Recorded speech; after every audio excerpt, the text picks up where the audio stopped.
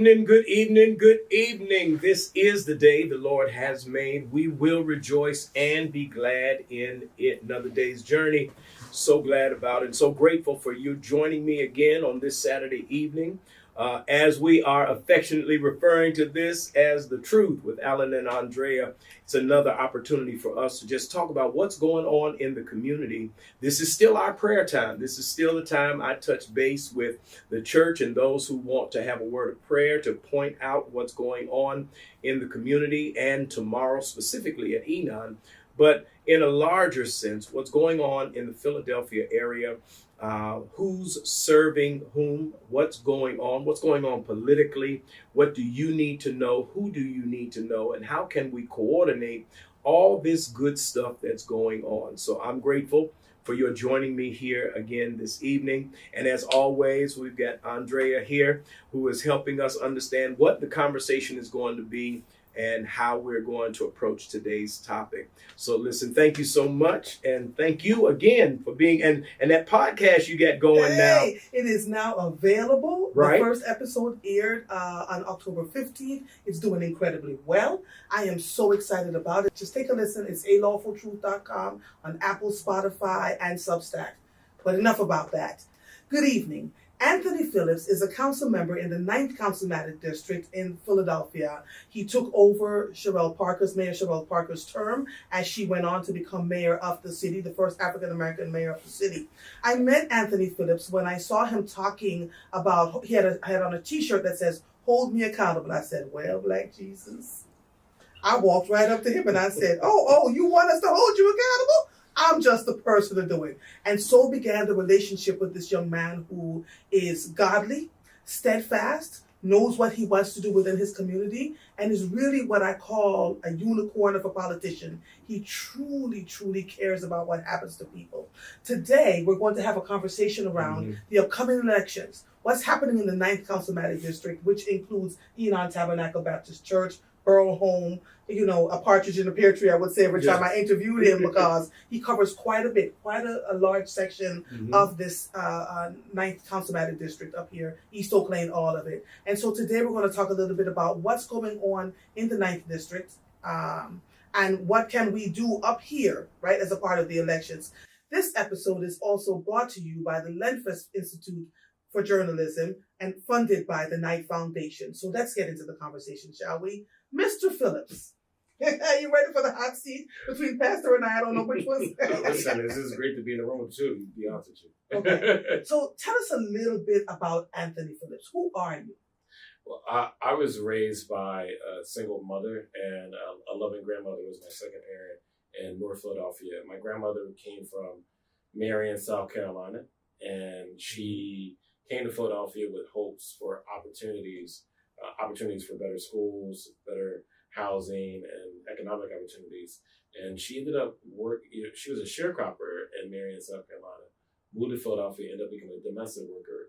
She has 6 children, one of them being my mother, and all of them graduated from high school and earned, fairly great jobs. And then their children's children ended up graduating from college or graduate school. So each generation was better. But I grew up in a house in North Philadelphia where we congregated, every Sunday after church for food, conversation, and just joy and love. My grandma's house was like a second home. And when my mom moved me from North Philadelphia, where my grandmother stayed, to here in Mount Airy, it was because, we were looking for even, greater housing and schooling opportunities. And so, it was just great to have the opportunity to be still living in the area that, I grew up in. And so I think my family has meant, my mom and my grandmother meant a lot to me because they taught me the importance of love, church. Went to church every Sunday, Triumph Baptist Church in North Philly. And then also they just taught me the importance of sacrifice. And my mom every day with my sister would literally make sure our homework was done. We had our clothes ready and also the resources for the next day. So family has been really big in our home. So.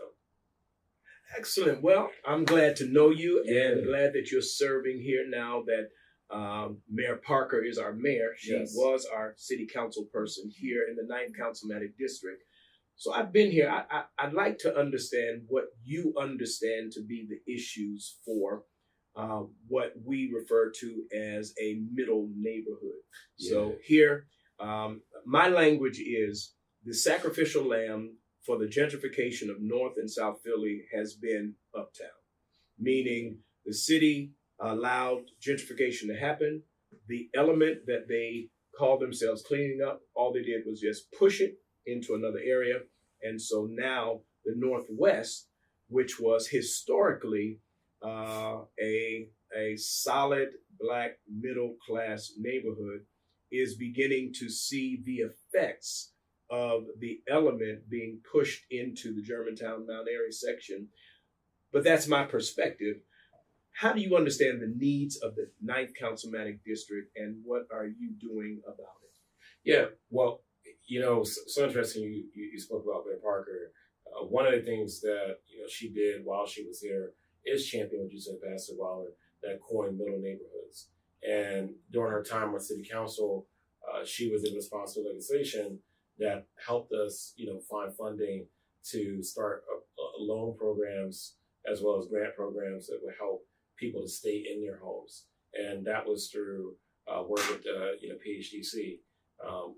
Basically it's we have small interest loan programs for people to fix repairs around their house that they typically can't afford to repair, and also small grants that are available too for folks thanks to our efforts.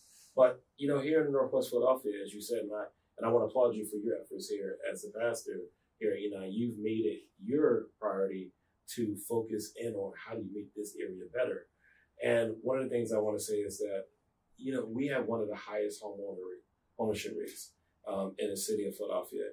We're closing in on close to like 70% of the people who live around here are homeowners. Mm-hmm. And what happens is that when you're a homeowner, the issues that are important to people in the Mount Airy, West Oak Lane area, and the rest of the Northwest, they want to see clean streets. They also want to be able to stay in their homes. They want affordability when it comes to their homes. So they want to be able to fix up their own standard. They also want good commercial corridors. That's what I've been hearing. And they also want great public safety. And some of the things that I recognize, I look at different parts of the city, things that concern us up here, right, may not concern other parts of the city, because I think it's a value that people put into the fact that they're a homeowner and they want to see like a rise in stock in their homes, and also they want to raise their children. So, some parts of the city you can have a lot of bars and nightclubs and people will be okay with it. They're open all night long because it's like more transient. It's just part of city life. But here in Northwest, a lot of loud noise would be very disturbing to a lot of folks in this area. And so, what comes with that, even when we look at this upcoming presidential election, people in the Northwest are looking for people who are going to say, how are you going to make sure that our schools are stronger in terms of providing federal funding, to make sure our schools are stronger, because we're living here. Our children are going here, our grandchildren are going to come here. And then the other thing people in the Northwest are concerned about is like, okay, how can you provide us with even more support financially so that we can be able to, stay in our homes? We just did a huge property tax relief workshop with Council President Johnson over at Finley, because we had over 200 people show up because people were concerned about like, how do I save on my property taxes? Because they're like, we're going to stay here, right? They plan to stay here. So these are the issues that really matter. And also our rec centers. I've been fortunate to be able to sign off on some more funding to strengthen our rec centers and our other infrastructure, such as our libraries and so forth. But trying to get them to be the 21st century top of the line things are so important. Gotcha. Yeah.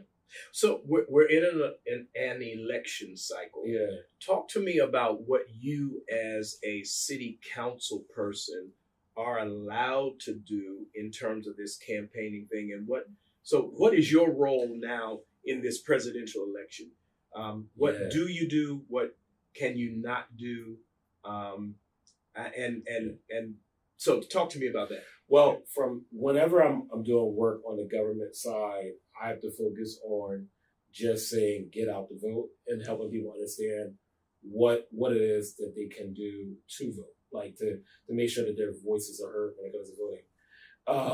During the times when I'm not, when I don't have my government hat, I can talk about Kamala Harris and how important she is to this election.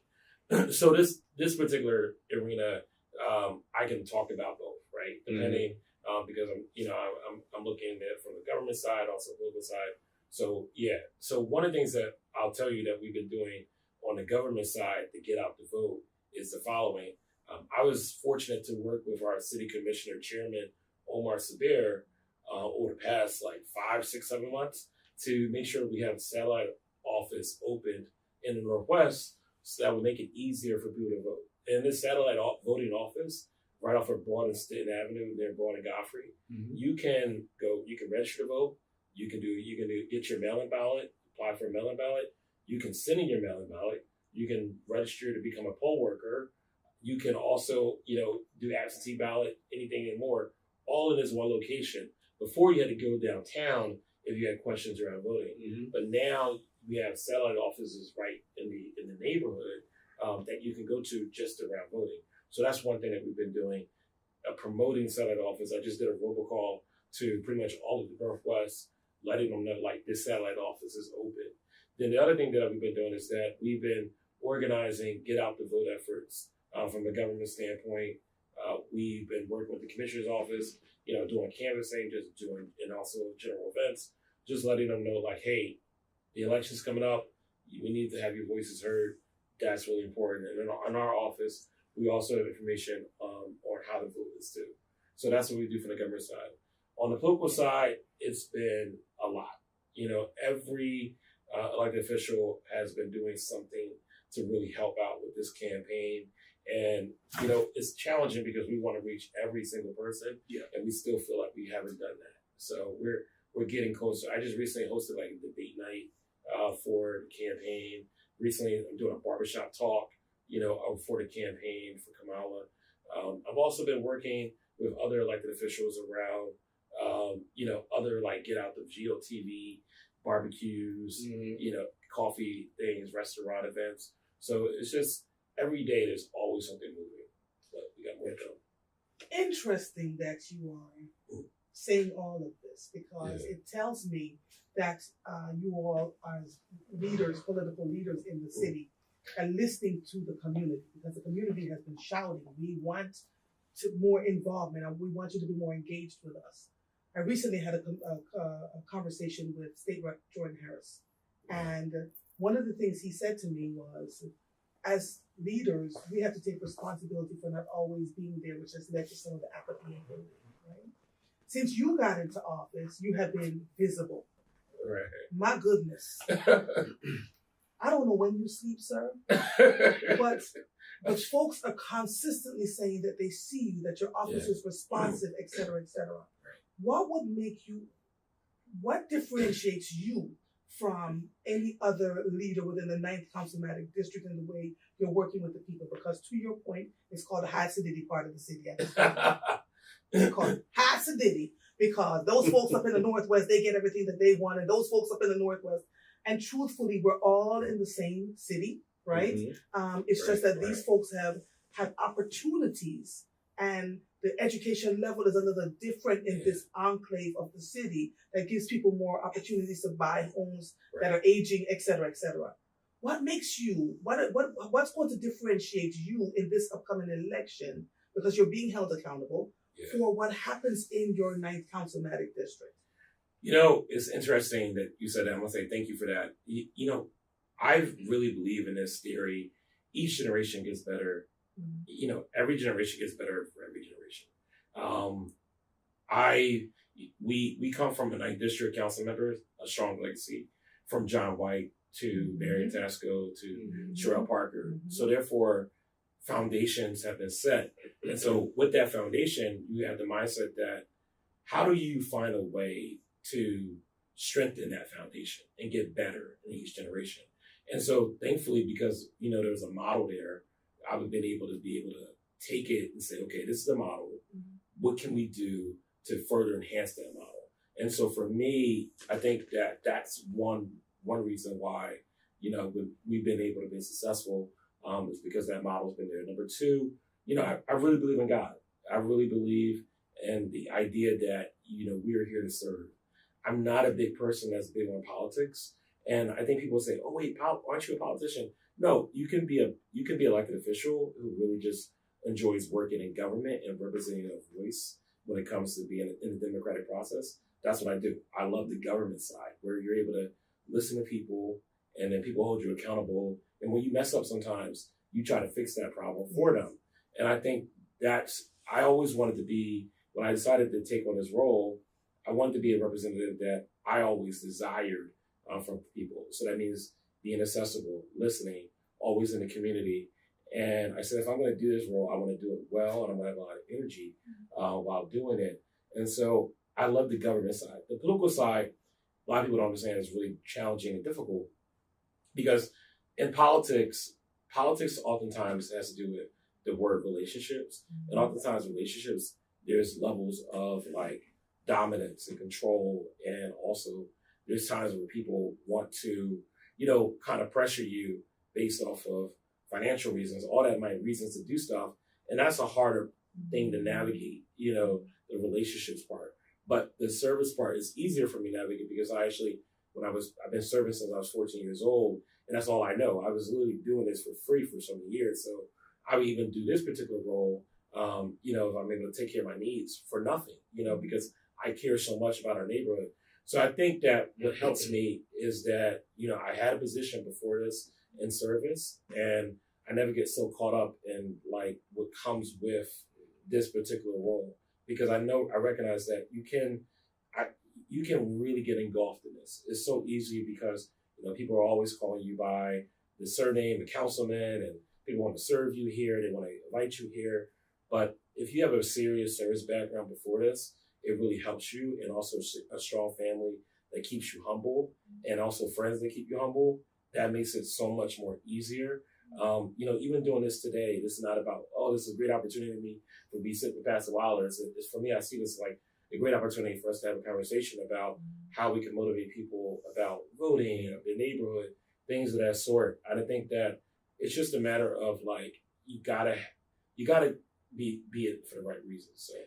Thank you for that. Now, there is a program that we do partner with that was started under the mayor that was really supposed to be a model for the rest of the city. And that is the corridors cleanup. Yes. So here at Enon really is three things. We are a church, we're a record label, and we are a CDC.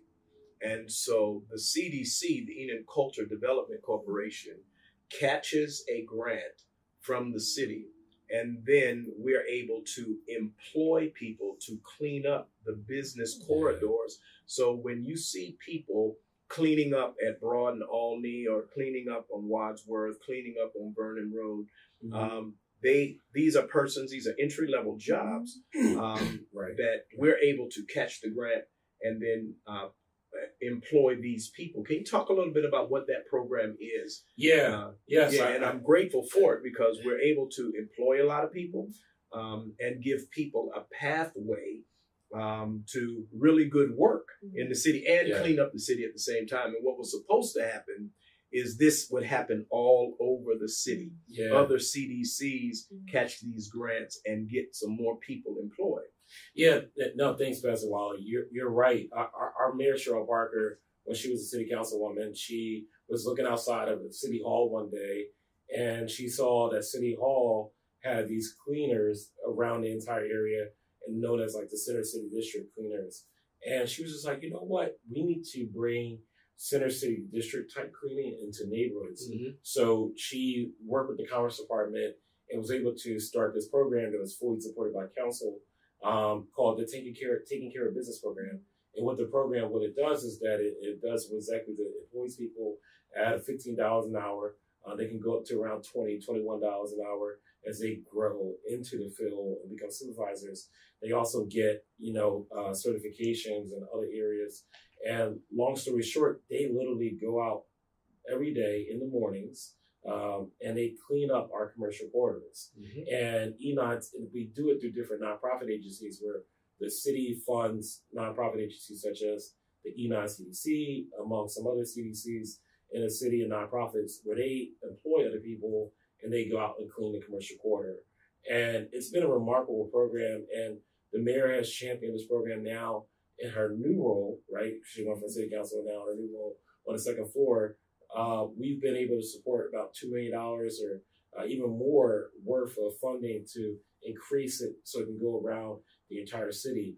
And, like we were talking about, Andrea, earlier about models, this is what I'm saying is like a model, whereas, Cheryl Parker did such a great job with this particular program. Now, we on council, including myself, the only thing we can do is just keep trying our best to expand and further support that. It's her now, one Philly, the greener, cleaner United City, because she added quite a bit. Part. Yes, right, absolutely. Right. That she started in the Northwest and has moved it throughout the entire city. I have to ask you this. Yeah. What concerns you about this election, and how can we, the citizens of the Northwest, help to champion a cause to have the kind of results that we want in November? You know what? This has been, what concerns me about this election is apathy in some capacity. I recently went to 4 high schools in our district, and which is Building 21. We have also Hill Freeman, and we also have Alyn High School and Fells High School.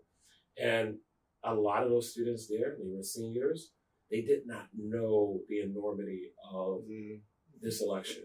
I had to explain to them that, in schools, there's a debate about whether or not cultural history should be present in schools, right? There's a debate about school funding. There's a debate about, the economy and jobs, what they should look like for you. A lot of times, they also have family members who are not used to voting. And so in their mind, they were like, wasn't sure whether or not they would vote. But as soon as we kept, we went to the schools and did this model and got them registered to vote, they became more excited about the opportunity. And I think what we need a lot from our 9th District residents is that we need you to be doing those types of things. Hosting community meetings in your neighborhood at your house, knocking on doors in your neighborhood. Don't assume that every neighbor of yours is voting. Make sure you try to convince each one of them. If every block captain and every leader in a neighborhood just focus on their surrounding 2 blocks in terms of door knocking, we could be able to get the vote out, because people know who you are, they know you're a neighbor. And even before city council, which is why I think that, Cheryl Parker, was, excited about, supporting me in this role. I used to work with her, and I would literally write notes in people's doors, right? And I would say, "Hi, this is Anthony Phillips, your neighbor. Can you please, can you please make sure you go out to vote?" I would literally do that as a volunteer, no paid, no shine, no lights on it, because I just thought it was just important for our neighbors to understand the democracy that we have and why the issues that are at hand. You brought up Building 21. I want to tell the Building 21 story because those kids, I think there's some beautiful kids down there. Yeah. And so I used to get my hair cut right across the street from Building 21. Yeah. And I went down to the corner store, and I was in the corner store, and there was a crew of kids walking up the street. There had to be like 15 of them. And the corner store, people inside the corner store were bracing up for these kids. Then the corner store had this rule that they only let 2 kids in at a time. Then an adult walked in, and they were like, "Here come those kids." Everybody was afraid of the kids, and everybody's bracing for these kids. So I'm buying what they're selling, so I buy my stuff, and I'm going to walk back out, and I see them coming, and so I'm thinking about what they just said. So, I got eyes in the back of my head. The kids walked up to me, and then all of a sudden they said, "Hey, Pastor Waller, how are you?" Right. The nicest kids, and they just spoke and just kept on going. Yep. And I think that the challenge in our community, sometimes you see a pack of kids, and I even challenged my language right there. You see a group of kids walking, and we've been trained to think they're up to something, something's wrong with them. And the stores are getting ready because they don't want them to come in. Mm-hmm. But those are just kids that want to learn, that want to be loved, that, they wanted to speak. It's a part of the community too. Yeah. Because when you talk to them, they say they're treated as an afterthought by adults. That's right. And I want to name that, because I think that if more of us will take the time, I thought about my actions. Had I crossed the street, had I acted afraid, Had I done that, could have been a whole different thing. Yes. But it was a blessing to me to experience those young people. But I want to get you in trouble now. Go ahead. And I want to challenge you. I want to get you in trouble because you and I know that this Ninth Councilmatic Clean Corridors things is working. Yeah, but what we also know is that it's not all over the city yet because there's not enough funding. Right. What has to happen to fully fund, very specifically, who has to move or what has to change so that more money could go in so that the 8th and the others could be cleaned like this? Do we need more CDCs? Do we need more money from the state? Do we need more city council approval for money into the hoppers of this? Where can I run my mouth so that we can do more for people? Well, I will say that, this year we definitely expanded the program, but as you said, we need to make sure that it's fully operative and around the city. So what is needed is a little bit of everything you just mentioned. Okay. We need nonprofits and CDCs who are willing to administer this grant that the city offers. We also need to have full support from council to increase funding around this particular program, because right now, the mayor has been trying her best to get it further into residential areas and not just the commercial corridors where you see regularly people cleaning your residential area just like they do in Red House Square. Absolutely. Absolutely. So that's not happening right now as much because it is a funding issue. It's probably going to take another $5-10 million, if not more, plus the cooperation of our city, our city's unions and so forth, because they would have to, we could either do it with the sanitation department, which is a union department, or we could do it with the nonprofits who have these volunteers who are not union. Right. And the question becomes like, which one you want to do? It's like, because, unions want the union work, and then the CDCs are like, well, we have people, not volunteers, we have people that we hire that could do this work. And, there's a tug of war there. And actually that goes back to the politics and stuff, right? Yeah. So it's like, who's going to take the work? Sometimes it's like, it's not even about the work that's there. It's like, who's going to take it? Is it going to be the union work, or is it going to be, people who are non-union? Right. But the way residents are thinking, they're like, we just want to get it done. And so then the question becomes, do we pay somebody $15 an hour to pick up that?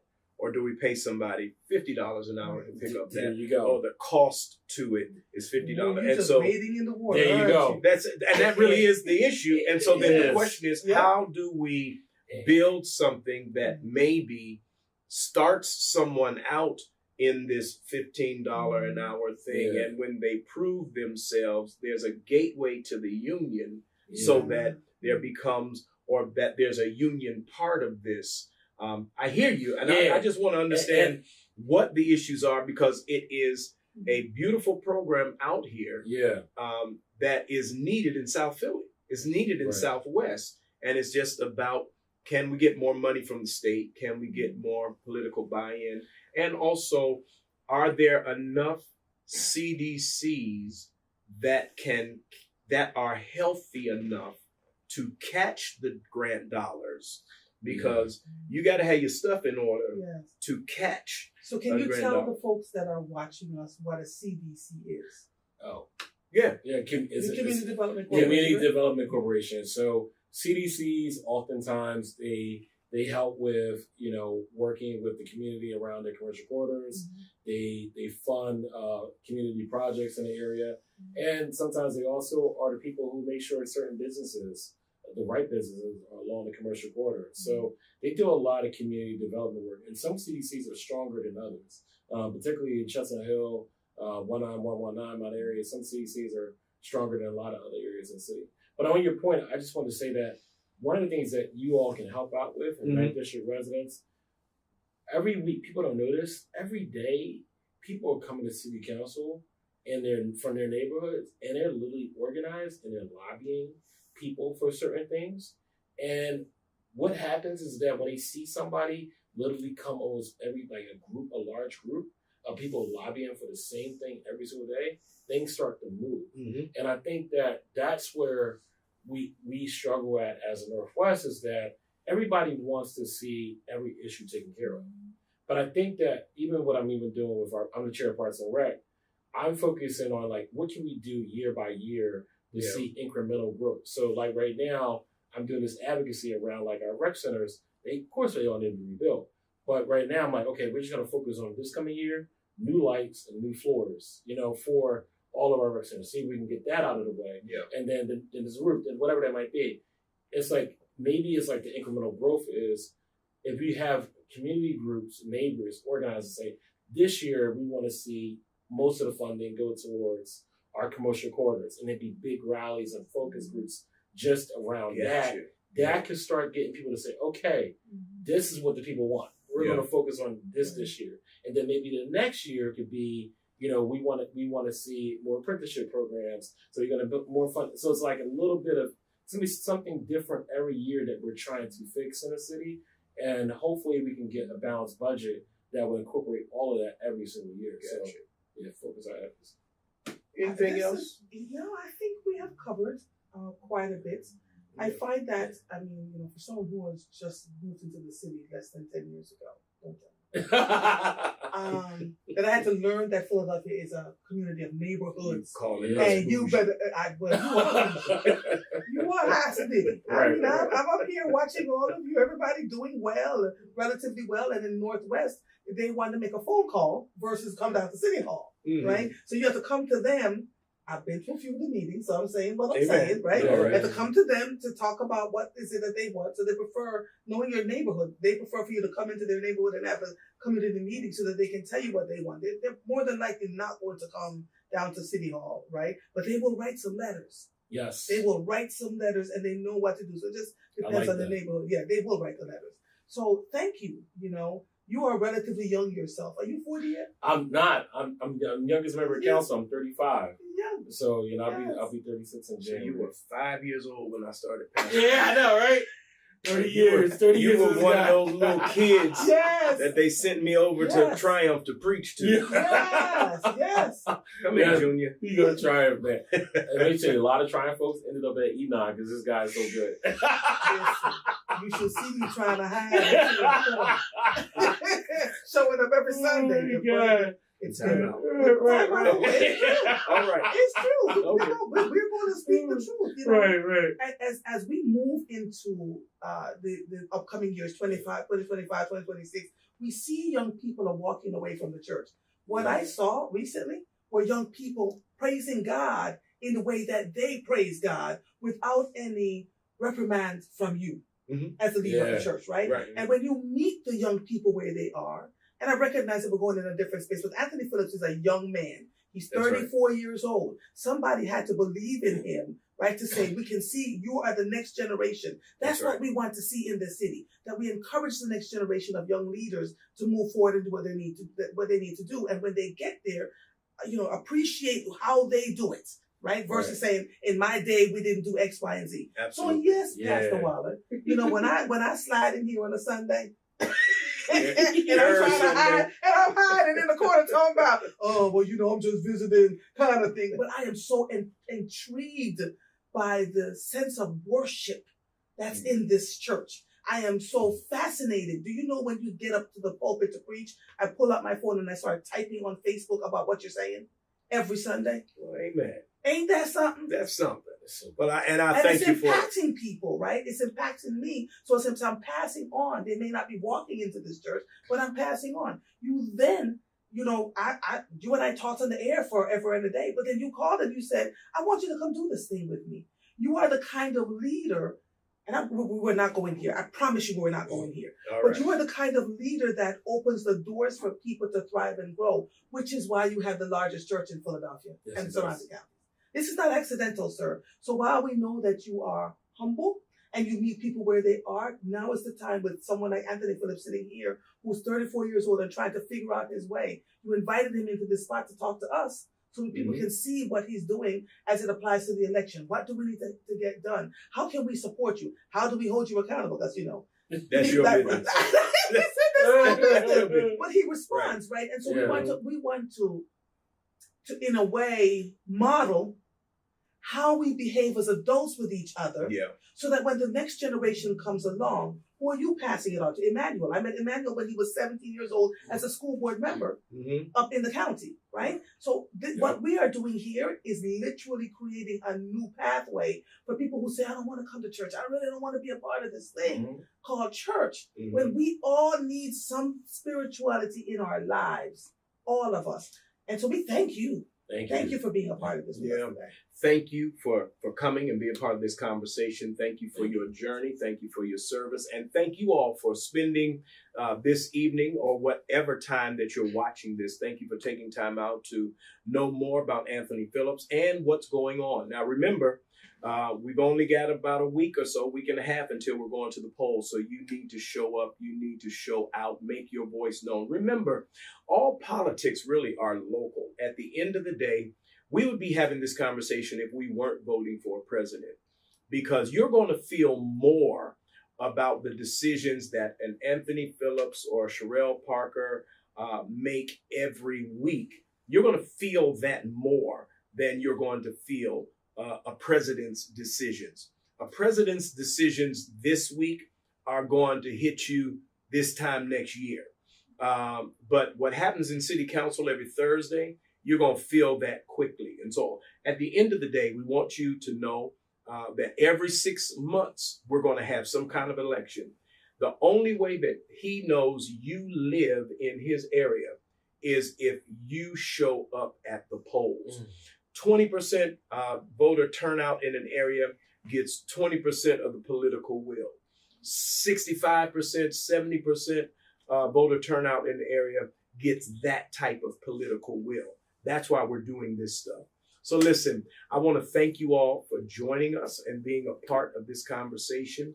For those of you at Enon, please know that we're closing out our 8 days of glory. And so next week, we're going to have a few days off. We always take Sabbath rest, Monday, Tuesday, and Wednesday, because I have expected everybody to be out all 8 nights. And so we're tired. And so we look forward to seeing you. I do want you to know I'm preaching in Charlottesville, Virginia. And so instead of Bible study, because we would have been on Sabbath rest, you can tune in to First African Mount Zion Baptist Church in Charlottesville, Virginia, if you want to join me in worship. But also, we're just asking that you keep all of this in prayer, be consistent, make sure you're ready to go and vote, and love on your neighbor as you would love on yourself. Listen, thank you so much for being a part. We're going to have a word of prayer, and we'll talk with you real soon. God, I bless you and thank you.